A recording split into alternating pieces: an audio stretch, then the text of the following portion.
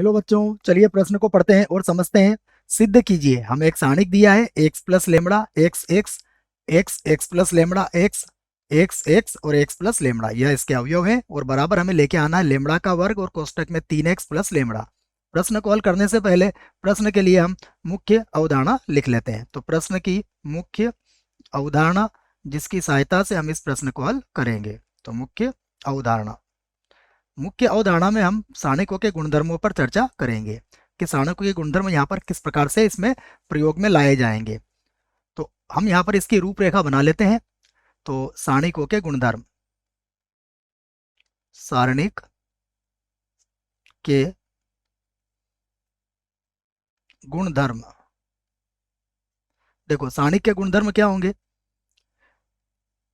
उसमें हम सबसे पहले जो गुणधर्म लगाएंगे, हम देखिए हमें क्या चाहिए 3x प्लस लेमड़ा। तो इसकी प्राप्ति कैसे हो सकती है, यदि हम r1 plus r2 plus r3 को तीनों को जोड़ लें। अर्थात मैं r1 की जगह पर यहाँ पर लिखूंगा r1 प्लस r2 और प्लस r3। उसके बाद दूसरी हमारी बात होगी कि हम यहाँ पर C1 की जगह पर लिखेंगे C1 माइनस C2 और C2 के स्थान पर लिखेंगे C2 माइनस C3। और उसके बाद हम इसका प्रसरण कर लेंगे। उसके बाद हम इसको R1 से प्रसरण करेंगे। यह हमारी रूपरेखा होगी इस प्रश्न को हल करने के लिए। तो हमने पूरी रूपरेखा यहाँ पर बना ली है। चलिए अब प्रश्न का बायां पक्ष लेते हैं और उसे हल करते हैं। तो प्रश्न का बायां पक्ष, बायां पक्ष, प्रश्न का बायां पक्ष लिख लेते हैं। यह है x प्लस लेमड़ा, उसके बाद x, फिर से x, उसके बाद x, x प्लस लेमड़ा, फिर x, x, x और x प्लस लेमड़ा। सबसे पहले हम वही गुणधर्म लगाएंगे जो हमने मुख्य उदाहरण में लिखा है। तो यहाँ पर मैं लिख देता हूँ R1 की जगह पर हम लिखेंगे R1 प्लस R2 और प्लस R3 और उसकी सहायता से हमें क्या मिलेगा, इसको हम यहाँ लिख लेते हैं। यहाँ पर हमें मिलेगा 3x प्लस लेमड़ा, यहाँ पर भी आ जाएगा 3x प्लस लेमड़ा और यहाँ पर भी आ जाएगा 3x प्लस लेमड़ा। तीनों को जोड़ लिया हमने। उसके बाद जो बचा है उसे लिख लेते हैं। तो x प्लस लेमड़ा x, यहाँ बचा है x प्लस लेमड़ा और x, उसके बाद है x और x प्लस लेमड़ा, ये हमारे पास बचा है। अब अगर आप R1 को ध्यान से देखें तो R1 में से आप 3x प्लस लेमड़ा को बाहर ले सकते हैं। तो मैं इसी बात को यहाँ लिख देता हूं कि R1 से 3x प्लस लेमड़ा बाहर लेने पर, बाहर लेने पर, अब जब इसे बाहर लेंगे तो क्या मिलेगा हमें, वह भी लिख लेते हैं। हमें यहाँ पर मिलेगा 3x प्लस लेमड़ा जो कि सारणिक के बाहर आ गया।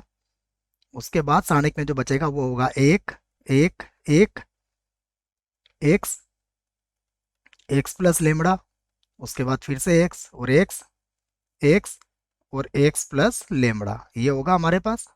अब यहाँ पर जैसा कि हमने रूपरेखा इसकी बना रखी है पहले से ही, हम अब C1 की जगह पर लिखेंगे C1 माइनस C2। ऐसा क्यों कर रहे हैं, क्योंकि एक में से एक घटाएंगे तो हमें एक जीरो मिलेगा।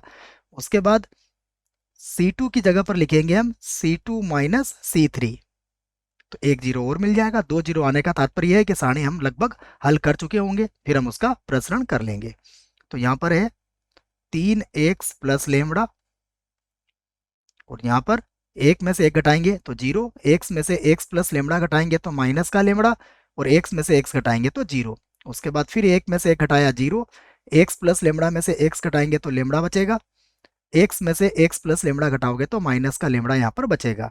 उसके बाद होगा एक x और x प्लस लेमड़ा। अब हम इसका R1 से प्रसरण कर देंगे। तो मैं यही बात यहाँ लिख देता हूं कि R1 से प्रसरण करने पर, प्रसरण करने पर, तो R1 से जब प्रसरण करेंगे तो उसको भी हम लिख लेते हैं यहाँ पर।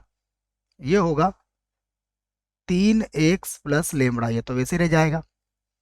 उसके बाद सबसे पहला अवयव है 0, तो प्लस का रहेगा, उसका 0 की उप सारणी की आवश्यकता ही नहीं लिखने की। यहाँ पर भी -0 आ जाएगा, प्लस उसके बाद अवयव होगा 1, इसकी उप सारणी हम अवश्य लिखेंगे। तो 1 के संगत क्या होगी, देखो इसकी सीध वाली यह पंक्ति और यह स्तंभ हटा दिया जाएगा, तो यहाँ बचेगा माइनस लेमड़ा लेमड़ा और 0 माइनस लेमड़ा। तो ये इसकी उप सारणी हो गई है, इसको मैं यहाँ लिख देता हूँ, माइनस लेमड़ा प्लस का लेमड़ा 0 माइनस लेमड़ा, यह हमारे पास इसकी उप सारणी यहाँ पर बचेगी। अब इसे हल कर लेते हैं। तो 3x प्लस लेमड़ा, उसके बाद यहाँ पर देखिए हल करेंगे तो यह आ जाएगा लेमड़ा का वर्ग और -0। सबसे पहले लेमड़ा माइनस लेमड़ा का माइनस लेमड़ा से गुणा करेंगे और फिर माइनस लगा के 0 से लेमड़ा का गुणा करेंगे। अब बराबर हम लिख सकते हैं लेमड़ा का वर्ग 3x प्लस लेमड़ा। अगर आप ध्यान से देखोगे तो यह आपका दायां पक्ष है, तो ये दायां पक्ष मैंने लिख दिया है, यही हमें सिद्ध करना था, तो यहाँ पर लिख देते हैं हम सिद्ध हुआ। आशा करता हूँ बच्चों आपको इस प्रश्न का उत्तर समझ में आया होगा। धन्यवाद।